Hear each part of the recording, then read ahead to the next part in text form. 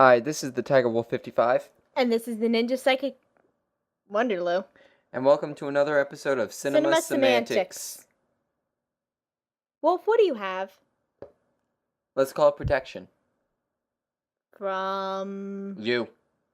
What did I do? Need I remind you the violence that has occurred in the past 2 episodes because of you? What violence? Cue the flashbacks! Stay away from it. Get out! What was that for? And you say skinny. Pride in the theater. Oh, colleague here might say, or airball is on. Oi. Come back here. I want my bow back. No, give it. No, get away from him. Give it, We give need it, it for give tonight. it, give it. No.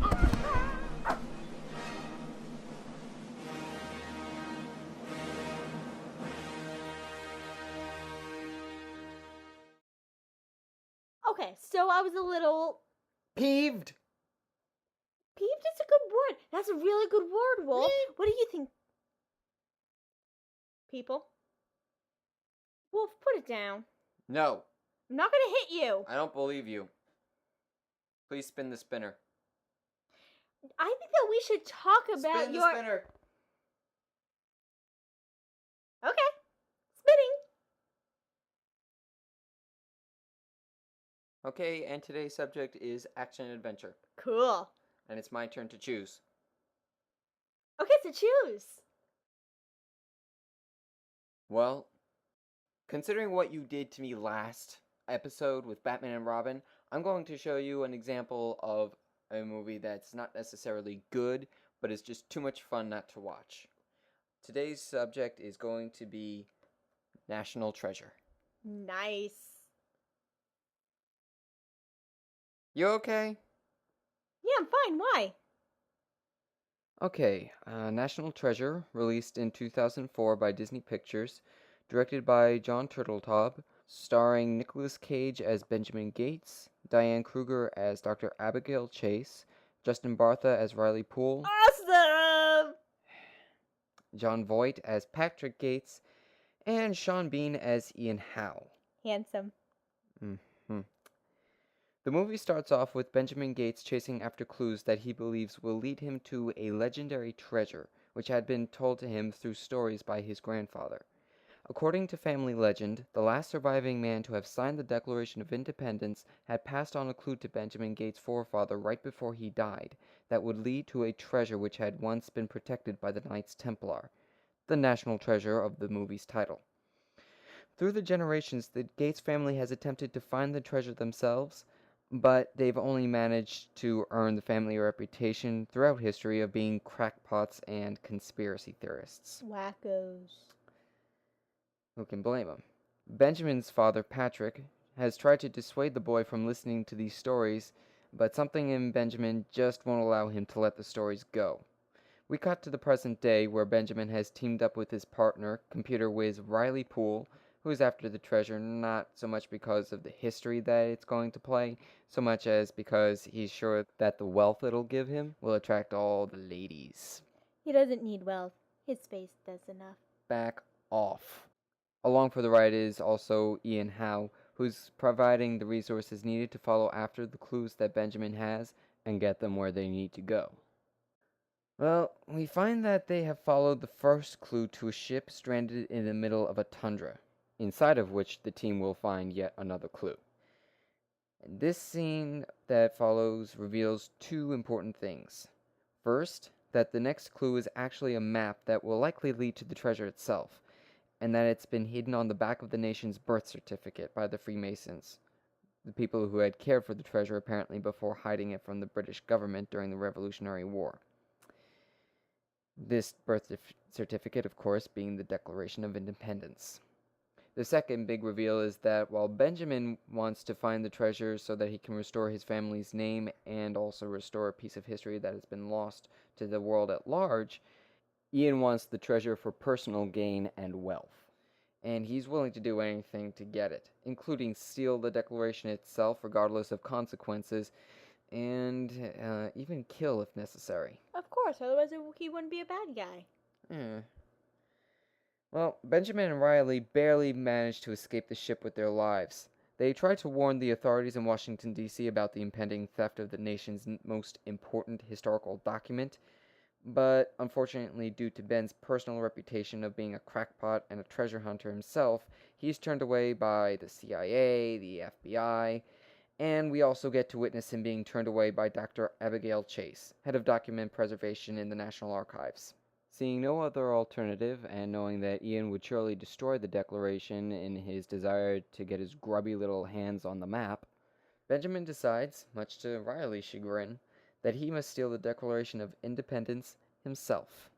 What follows is an adventure that sucks in Dr. Chase and Benjamin's father as he attempts to solve all the clues that's going to lead to the treasure while trying to stay ahead of both the FBI, who are after him because of the theft of the Declaration of Independence, and Ian, who is still willing to do anything that it takes to secure the treasure for himself. And I think that about covers it. Yeah, Wolf, that was a really good synopsis. That really was. What's up with you? You know what? Don't answer that. Movie first, you later. Okay. So what was your opinion? Well, I think it was a really good movie. About the only, quote, issue that I would say I had with the movie would be the conspiracy theories. But, that's just because not really into it. But other than that, it was really good. I liked how they, made the little clues all tie in and connect, but was, totally obscure in the beginning, though. Well, this is actually where the movie kind of goes into the category of not really good, just fun. Most of the clues that they find or are given or what have you, based on historical factoids that aren't really true. Anybody who knows anything about history will be able to tell you that most of what they say concerning their historical facts are either falsified or twisted in order to fit the film's storyline. So they're like Snapple caps. Yes, they're like Snapple caps. Okay, moving on. Let's see. The cast, like I said before, was very good. Everyone had a really good chemistry going on. The guys, fabulous. Gotta love Riley. I prefer Benjamin personally as a character. That's because you are Benjamin Wolf. You have all the facts and you like history. Yeah, but I don't wax philosophical nearly as much as he does. This is part of the other criticism that I personally have for the movie. A lot of the lines delivered, especially by Benjamin, sounded kind of cheesy, like they were straight out of a 1940s film or something. Yeah, thankfully though, they did have enough of a real storyline and quote real acting, so it didn't come across as too terribly cheesy. It was just cheesy. Well, yeah, Nicolas Cage is a very good actor, and he can take a role like that and just spin it for all it's worth. That's true. They had a really cute little typical but love interest going on between Ben and Dr. Chase, Abigail. I like that. Just a little bit. It wasn't overly dramatic. It was the standard the action hero has to get the girl at the end story, but he and Diane Kruger had an excellent rapport going, so it helped to lift it above the average, I think. Yeah. And then even their number 3 players, like Ian's goons, there was one guy in particular, I forget the actor's name right now, but he just came across the screen as just, I want to watch him. I want to know what he does or says next. And even when he makes these whatever kind of faces, you just like him. You just can't help it. The casting was just so good. I can't get over the casting. It really was. Gotta say this about Jerry Bruckheimer Productions, whether the story is trite or they put too much emphasis on the action or whatever, generally speaking, the casting is very good, especially for this film. Yeah. And speaking of the action, this film has a good deal of that. The chase sequences are very well done. What do you expect? It is a Jerry Bruckheimer production. It is PG, so don't expect a whole lot of violence in terms of fisticuffs. But like I said, the chase sequences are very well done. There's certainly enough peril when they get to the climax of the film. But overall, it's just very thrilling. Yeah, you had Riley for the comic relief, even at the climactic moments, you're like, oh my gosh, someone's gonna, get seriously hurt or die or something, and then he comes on with some little quip, and you're like, okay, I can go with this. This is cool. And the movie had a very even keel to it. Yeah, wasn't overly done in too many parts or underdone in other parts. It was just a very good movie. Really good pick, Wolf. Thank you. Yeah. I think overall it's a good action film that it's good for families, but I wouldn't recommend your kids to watch it without also reminding them, read your history books. This way you know what's true and what's false. Yeah, but overall, definitely good pick. Recommend.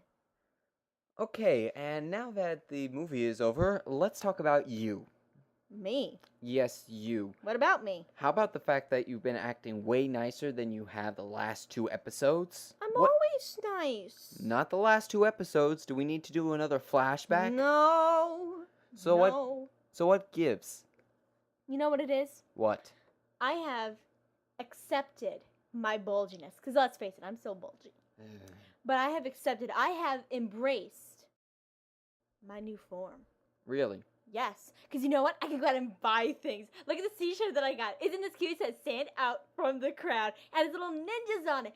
And there's a pink one, but the pink one would be me. Although it would be better if it was a green one. But you know what? It doesn't matter because it's still so cute because you know what? I'm standing out from the crowd. So, and you know what? So what? You're going to replace your walking billboard for Psych with that? No, you know what I can do? I can switch it off. Wear this one week and then wear my Psych shirt the next week. Wouldn't that be cool? People, look. Before you get too excited, I have some good news for you. Okay, what? I've been able to fix that device. You know, the one that switched us from 2D to 3D format? What? Yeah, I was able to repair it. I was going to use it at the beginning of the episode, but you kind of took me off guard by acting so nice. I'm always nice. So I didn't use it. But now that the episode's over, I think that I should do it now. No. Wolf, I finally got comfortable in my literal skin. I don't want to be Excuse me? No! Repeat that, please.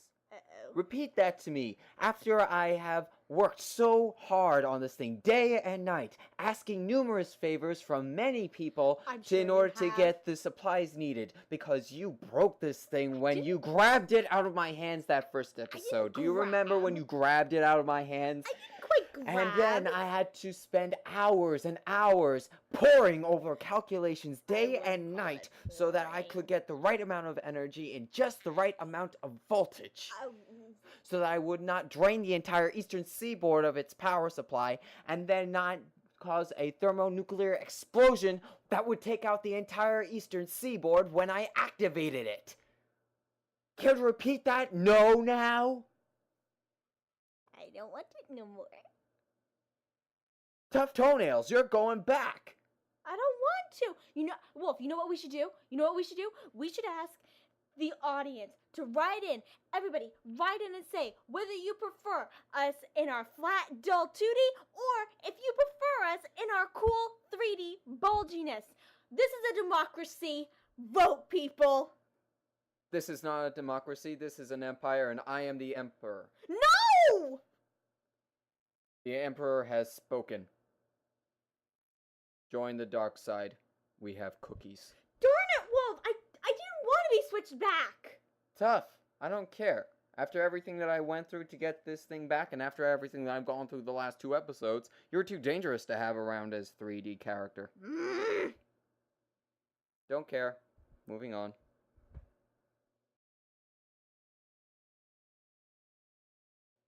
Well, we hope that you enjoyed today's episode.